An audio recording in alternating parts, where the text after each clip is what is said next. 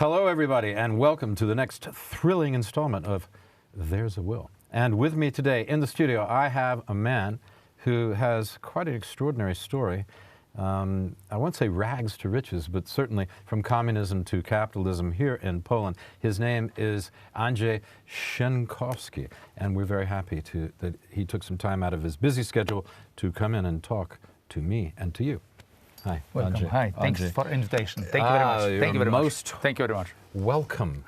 You're most welcome. This is my pleasure. Yeah, it's a nice day out today, and I'm glad that you were able to come. I know you're very busy. You run a pretty large business. Tell us a little bit about it.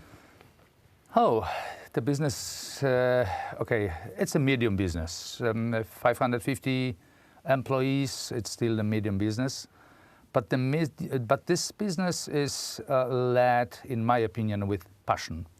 And this is the most important, but not only passion, also values. In my opinion, the values made all this, what I achieved with my team, possible. That's so you went from 2 employees in your kitchen. Oh, in fact, from one. Was it you and your wife fact, from one that was just a secretary and me. You were like, maybe I can turn this into something. And now you have the big POLCAR, which is the name of the business. It's one of the big auto parts companies in Europe, and based here outside of Warsaw. In fact, first inside, then outside because of the size. Yes, you had to go. Yeah. You used to have the office in Niepodległoście, Independence Boulevard. Yes, right? In the very beginning, Near it was the radio in there? north of Warsaw. The first flat was even based in north of Warsaw. And which borough? That was 1986. And in Żoliborz? In Żoliborz. Żoliborz, my favorite 500 meters from the Wilson Square. Right. So Platz Wilsona, or Wilson Square, is named after Woodrow Wilson Churchill. One of my friends told me. Yes. Wilson Churchill. Yes, Wilson Churchill. Yeah, that's him. Do you know who this is named for? Yeah. I said no. Well, I think I think Wilson most Churchill. of Warsaw people doesn't know him so much. Of course, it's a long time ago. Woodrow Wilson, President of the United States, at the end of World War I. But anyway, this is a great area, the Żoliborz. You started there. Tell me a little bit about that. And then we're going to talk about the 80s and how you got there. But let's start with the business. What was it like? The business in 80s was absolutely amazing, just because we were the only company offering the full range of parts. So the spare parts were always needed, even today. Our advertisements offering full range on orders was a unique feature in the market. The only problem was I had no money. You had no money? Absolutely no money. What year was this? That was 86. 86. I have absolutely no money. I could hardly pay the rental, which was, if I remember well, $150. $150 rent? Yeah. For your flat that you For were the in. flat of being 44 square meters. So which is tiny. It's a studio flat today. This is a bigger. studio. Yeah. This is a studio. That was in fact two small rooms. Yeah. I found the idea that, in fact, if everything is forbidden, including sending money abroad, because during communism time, all the private companies could simply not send any money abroad. Why not? Why not? Probably because the country had constant problem with currency, Western currency. So the export was like zero. So generally, only the state-belonging companies could, in some special conditions, buy some raw materials in the West. So the idea was very simple. The idea was to ask the customers who needed the parts to pay directly to the Western supplier. And that was possible. Imagine the communist state never decided to stop private currency accounts in the banks. And thanks to this small let's say, thanks to this possibility, this allowed us to pay for the parts. So they controlled almost everything else, but not, for some reason, was there a limit on the bank account that you could have before they stepped in? Or? No, you could come and bring $500,000 and they were happy. You pay. That you bought the money. Yes. So, and you could buy things, and put some money in the economy. Yes, don't forget the state, communist state, after you paid the money on your private currency account, they simply used that money. So it was not that bad for the regime, communist regime. It was a good opportunity. Right. So they could, and of course they controlled the means anyway. So there was a way to sort of siphon money here and there. It's absolutely sure all the payments were controlled, but don't forget the parts were relatively cheap. If someone spends $500 or $300 for the part, it's not really a big problem. Even in that time, they decided not to limit this possibility. So what was your, as they say, it's a bit of a cliche, your eureka moment where you went, aha, there might be something in this parts business? What happened to put you on that road, so to speak? Then we have to come back a little bit to the middle 80s. Okay. When I, in fact, lost my job, I was fired from the state-belonging company because of my Solidarity membership. What kind of company was that? It was a company was named Agromet Moto Import. Agromet. Agromet. Agromet. So you had some import-export experience. Yes, it was import-export of agriculture machines. And but just imagine after 4 months after, in August 80, because I started my first job in April 80. It says here August. No, I'm just kidding. August, it was Solidarity. Where did these notes come from? Look, this is so simple. This is so simple. Okay. For my age people, a year of 80, they could probably till today tell you everything what happened in the year 80 or 81, just because it was for my generation. Why was it so important? Yeah. For my generation, the 1.5 year of official activity of Solidarity was probably the most important spring in my whole life, because we felt in that time like really free people, like an island, green free island in the ocean of communism. And that was my feeling during this, so between August 80 and December 81. Which was the martial law. Yeah. Okay, so Solidarity, for those people who might know, look it up, Google it if you don't know what it is, but that was the trade union movement which basically challenged the Soviet Union and eventually, with the help of Pope John Paul and the United States and other things, led to the breakdown of the Soviet Empire. Yeah. So that's what you mean. That's why that moment is so important. That's what I mean. And that was so important. And believe me, the feelings and emotions coming from this 1.5 year time are still, I keep them in my heart. And look what happened after, because this is maybe also important. I was just after the martial law in January 82, I was simply fired because they could not accept a man wearing a Solidarity sign in my jacket, or the small resistor, electronic resistor, which was the sign of my resistance against communism regime. So electronic? What do you mean? Electronic, the small electronic part which is called resistor. Oh, okay. If this is the part of every radio till today, by the way. Right. Okay. I'm just. I was never one of those. kids Anyway, was doing that kind of stuff. you know, Polish were always very innovative, even in showing themselves their resistance. So you even had an original way of showing resistance, which was actually using this part called a resistor. Exactly. Okay, even I can understand that, folks. Exactly. Okay, I got it. So then I was brought back to the work. Imagine by the very, very fair decision of the communist court.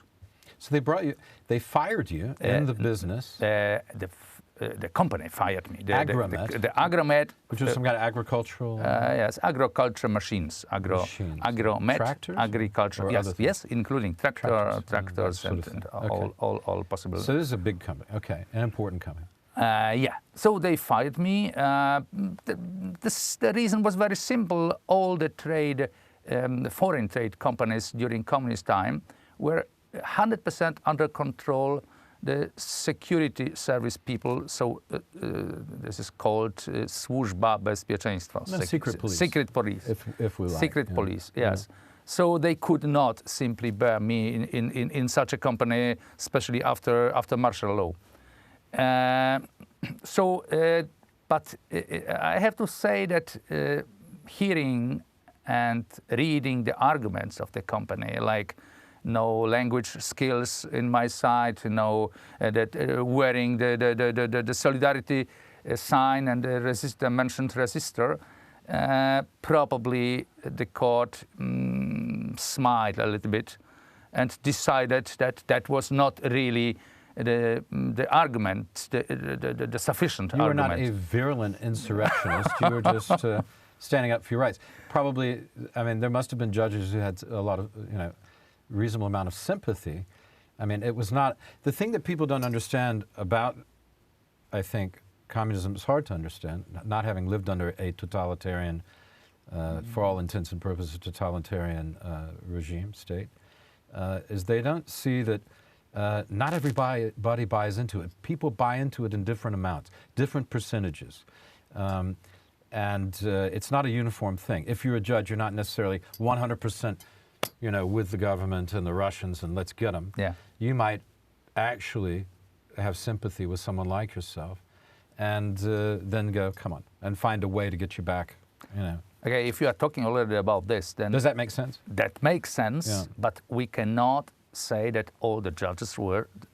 So my idea, what I wanted to say is just to explain that the judges were simply different. There were also the judges who sentenced people before 17 of December 81. Which is when martial law started. The martial law was announced on 13 December, okay. But the official documents were printed and announced on 17 December. So okay. Imagine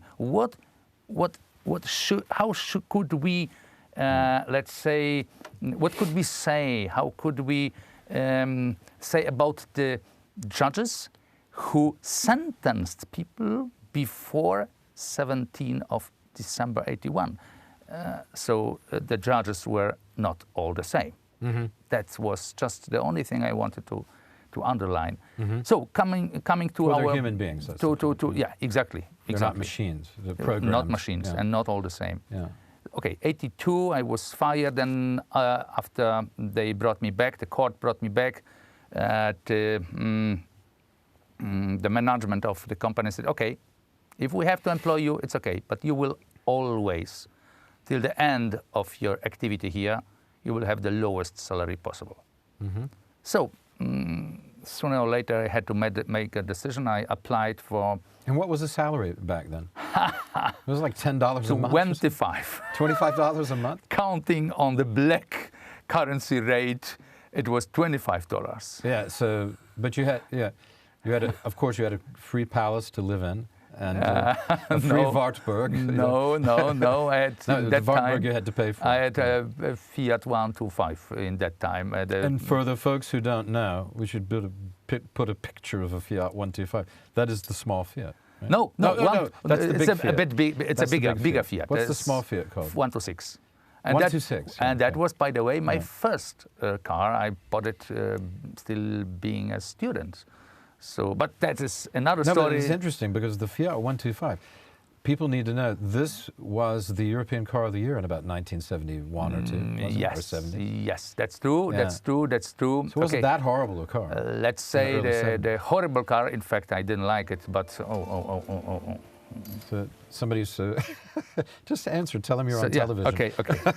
sorry. This is okay. Yeah. So what I wanted to say is that 125 is already much better car and much more expensive. Yeah.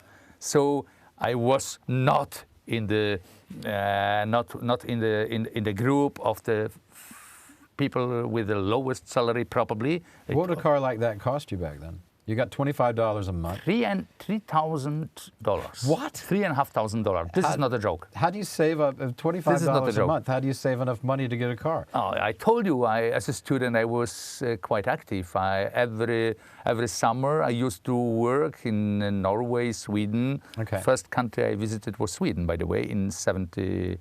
If I don't, in '75. Yeah. So you just must have been in high school then or something. Yes, and imagine if because you made me to go back to 70s. I'm sorry, but anyway, this is also quite interesting. We can go forward as well. Yeah, eventually. Why not? Yeah. Why not? We can. Anyway, we can fast forward, rewind. Doesn't matter. I could earn in that time as a student $2,000 a month in Sweden, while my mother, as a lawyer, earned 40 a month. $40 a month as a lawyer? No, $40 a month as a lawyer. In Poland? With experience in Poland. Experienced, good lawyer. Yes. Professional. Yes, you know, yes. And I could earn professional. in Sweden $2,000 a month as a simple worker. What did that teach you? It is teaching me that Poland was on the other side of the Iron Curtain. Yeah. And Churchill's phrase? Yes, yes. And in fact, the situation there, of course, we have also to add very important remark. The bread, water, and whatever milk was also ridiculous cheap. Yeah, it was a couple of pennies or something. Pennies, yes. So you had enough to eat. Yes, we could. You could clothe yourself. We could clothe. We had something to eat. Poland had very good textiles, obviously. So. Yes, yes, that's true. So that was, clothes were cheap. Yeah. So we never had a situation like, I don't know, in current North Korea, that people are starving. No. This is not the situation in Poland. We always had something to eat, and okay, there were some poor people, that's true, but they were never starving. Poor people, they were the ones who got fired and went back to their company and had the lowest salary in perpetuity forever, right? Those were the poor people. Exactly, exactly. Poor, exactly. But not poor in spirit. Exactly, obviously. exactly. So I guess what I was trying to say to illustrate for people who have no recollection of this, haven't read about it, is the stark contrast between, and I think this is extremely relevant today, between living with all its inadequacies, a free market system.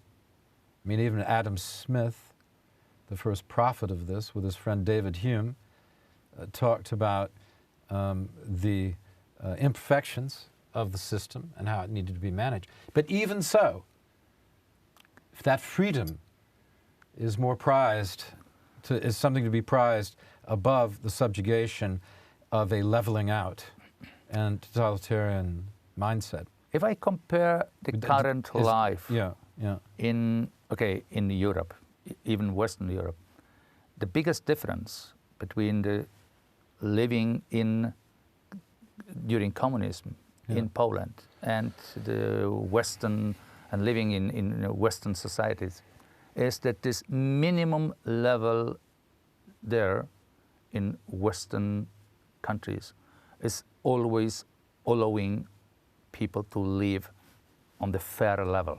Mm-hmm. And this fair level is still people living on this minimum but fair level are still able to go to Mallorca, to well, have... you can make choices. You still have choices, and I think there are still choices. Yeah, there are still choices, Yes. even at the bottom of the ladder. Yes. You can say, Yes. well, I'm going to buy that television, or I'm going to buy books. Yes. Or I'm going to, you know, or Yes. whatever. Yes. I'm going to spend that on education, or I'm going to buy a car. You have, Exactly. even at a low level, are choices you can make. If I can propose, let's come back to 80s. Let's do it. In the middle of Yeah. 80s, Yeah. finally I found, maybe I should rather start from the coupons. This is also good to remind, especially, coupons, what it was. Yeah. It was an invention of the communist government to give everybody a chance to buy, let's say, 5 kilograms of meat or 30 liters of petrol per month. Okay. So everybody, being more than 2 or 3 years, could receive one coupon for this. Okay, let's say 5 kilograms of meat. Or if you had a car, you could also have 30 liters of petrol per month. But petrol was really limited. I don't know why. Probably the Russians did not You were supply. getting it from the Russians, obviously, because they've always had 100%. a lot of 100%. Petroleum, gas. Yes, but maybe Poland was simply punished by Russians for not to having enough. Gosh, why would they do that? That was a special love, you know, between Polish communists and Russian communists. They were always in very special I've seen relationship. that kissing.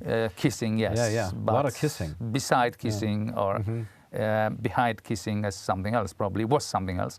Okay, let's come. So the only fuel which was not limited was diesel. Probably because of farmers. And one, I don't know, it was probably 1984 in summer, I noticed in the newspaper announcement that there is a company installing in Polish, Russian and East German cars, instead of petrol engines, they install the diesel ones. So I went there. After 15 minutes of nice talking, I was proposed to work for this company instead of buying the second-hand diesel engine. And that was the beginning. I spent there more or less 1 year, mostly preparing the lists of people who paid and did not receive the engines. So the company was, how to say, really very dishonest. And finally, 2 men from Belgium appeared in the company and said, come on, we saw your advertisement. Please, stop with these shit engines. There are so many Western cars already in that time in Warsaw. Start with automotive parts. That was the beginning. So the company was obviously very, 2 months after was closed. I mean... Well, it says here that they weren't... They were not sending the engines, right? No, they were offering parts. Yeah. And even still being employed by this company, I managed to make real, honest profit to this company in that way that we performed 2 deliveries of parts, and that was the real profit. Yeah. So the company. How did that feel? After to actually in a private enterprise to create your first profit, that must be a different feeling. I mean, to Western people, it's obvious. You go to McDonald's, you create a profit, right?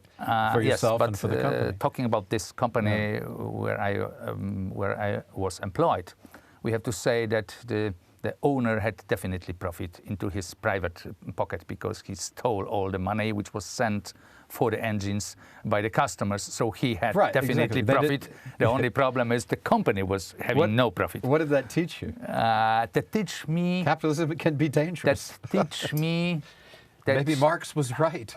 maybe that taught me what I should not do in the future.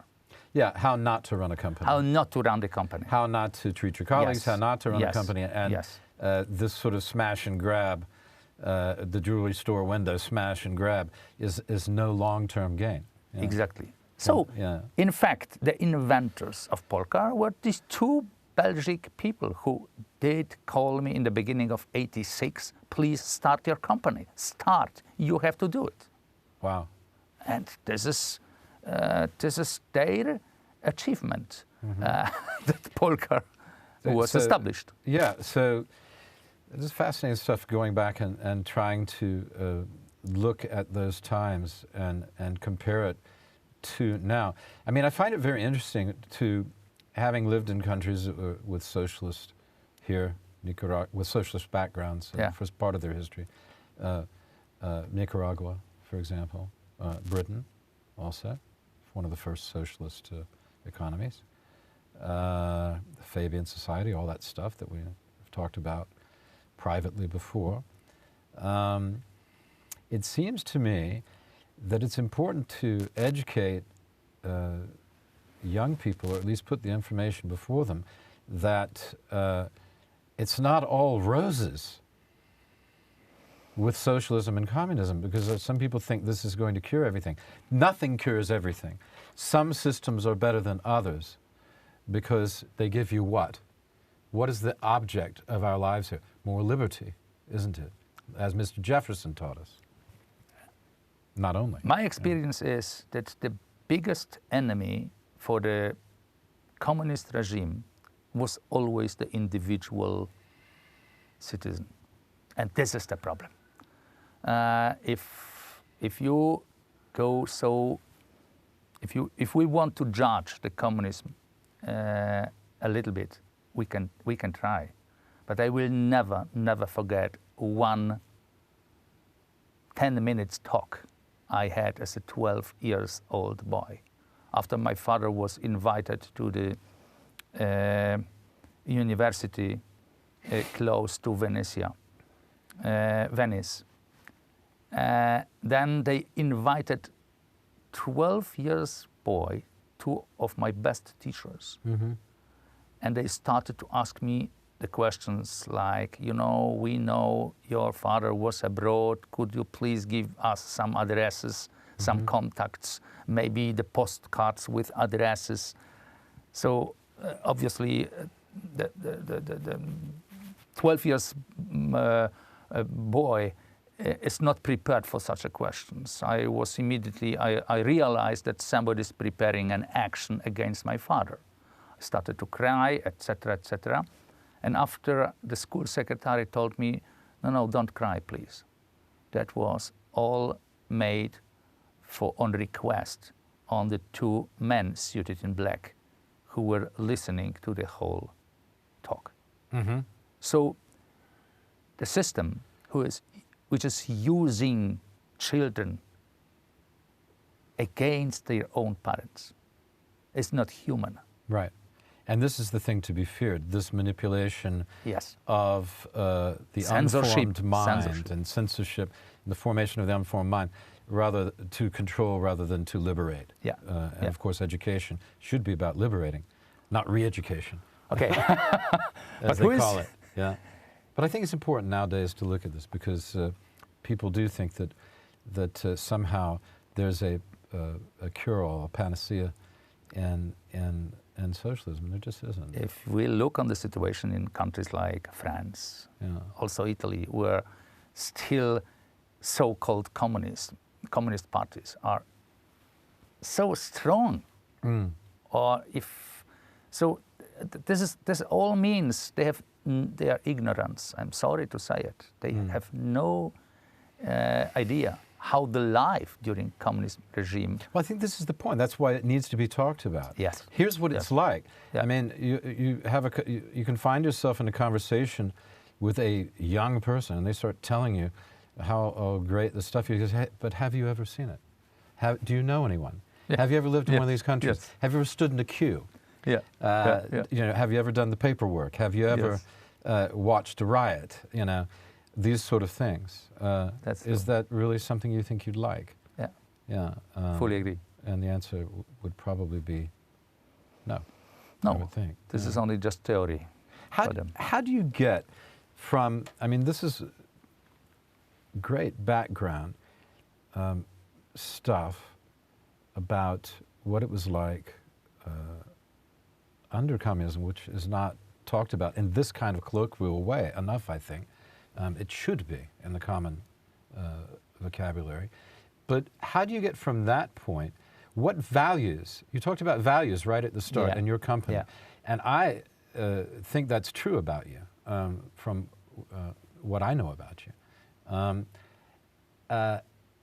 How do you get from that point of starting with the two Belgian guys and a small flat with 2 rooms, just to recap, in near Plaats Wilsona in Jolibourg, to form an ethos? You got 500 some people working for you, a company which worth a whole lot of money and very successful. How do you get there? What is your philosophy? So first of all, we should talk about respect. I underline many times that this company was built on respect, but on 3 types of respect. First, to supplier, who must feel that this is the loyal customer, that we are the loyal customer.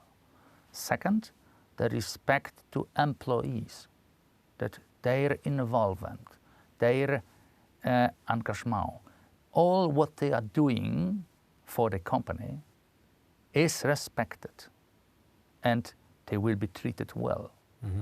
And the third important respect is the respect to current customers. That means if we promise them exclusivity in a certain region, we don't create a new brand and sell the new brand to their neighbor. In competition with them. Exactly. So this respect, in my opinion, and this respect, let's say, the exact opposite of what you get under communism. Exactly the opposite. Exactly. Do you think that was a reaction, a natural reaction of yours, to those things are so important to you because you, from what we've been talking about, saw so little of that in the 70s and 80s? You know what? I don't know. Early 80s, anyway. But maybe this is also connected with my father, who died when I was 16 in 72. Then I had a very, very important to me sentence. One of my friends, who was the priest, told me, please remember for your whole life, if you see a pig, make everything for not to be 2 of them. And I believe that don't wallow with the pigs, I think. We say something like that. Don't get down with them. Yeah. But the problem is... My grandmother used to say that. If I want to be fair, probably this fair behavior will come back to me, and I strongly believe it is like that. So, thanks to this, I think there are not many companies who may say that the employees who started with me in the end of 80s, beginning of 90s, are still with me till today. One of them is already in pension, but come on, he cannot leave. He cannot go on without POLCAR. He still comes 2 3 works. Yes, 2 3 days a week he comes and works. So is this not the best example that these employees treat this company like their own company? And this is the achievement, in my personal opinion. It's not the money. It's not because we were talking. We were talking inside the company about targets. But if the only target is money, then you are bored. Why? Because there is a day when you have already money. So where is your target? It is gone with the wind. It's building something, isn't it? Yeah. It's building something, and building it's almost like being a football coach. I was thinking American football coach. You got your team, Yes, and yes. everybody's a part of the team, and you can't do it without the team. But it must be like this. Yeah. The company Yeah. is a team. Sure it is. Yeah. So you have to be a good coach. When I don't know if I am, but well, you have to try to be. I'm not trying to put you on the spot. You know? Yes. You say, "Oh yes, I'm wonderful." That's not my point. I keep on trying whole my life to be like this. And okay, what else? We decided to develop in quite narrow range of parts. That was already decided in middle of 90s.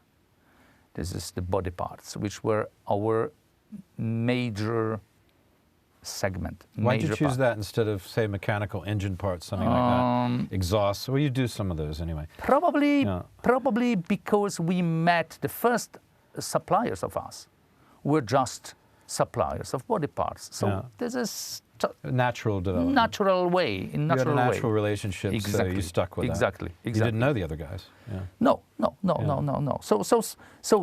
So first, this, let's say, focusing ourselves on some narrow field. This, in fact, help us to grow and help us to achieve one of the leading positions in Europe in body parts business.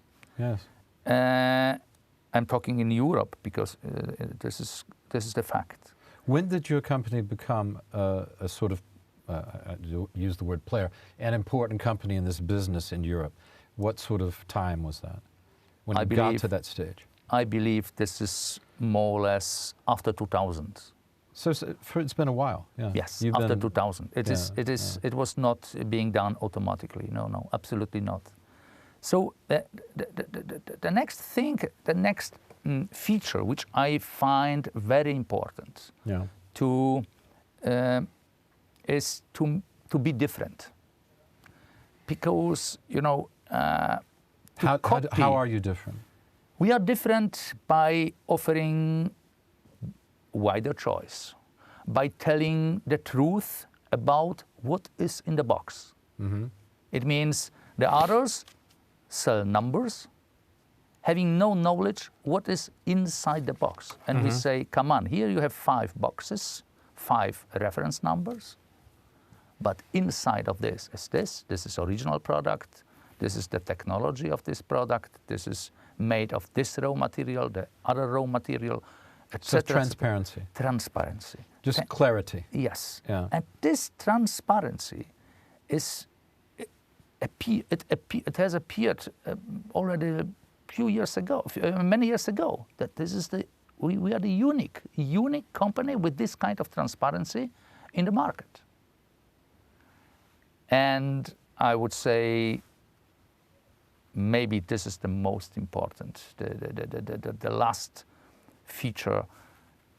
This is the company, the owner, the employees, the management has to be passionate in the business. Otherwise, they get bored after 2-3 years. If this job you are doing, whatever you do, if you are a film producer or whatever, if this job is a passion for you, there is a huge chance you achieve success. Well, thank you very much, Andrzej, for coming in. It's been thank you very much. Great to have you. Thank you very much. It was a pleasure. I mean, I feel like we just started. But now we've got Is it really already half an hour? You can come back. You can come back. Yeah. We'll come back. Maybe we'll do a panel of some interesting people. We'll talk about Brexit or something. You know? Why not? Crazy. Why not? Some of my English friends want to come on and talk about that. So yeah. Thank you very much, Will, once again. I really enjoyed it. Was a pleasure. It. Thank you very much to Andrzej Senkowski, and boy, that was a school for me anyway. So that's goodbye from us. Goodbye till next time. Stay tuned. And I want to thank Andrzej once again. Okay. Thanks a lot. See you next time.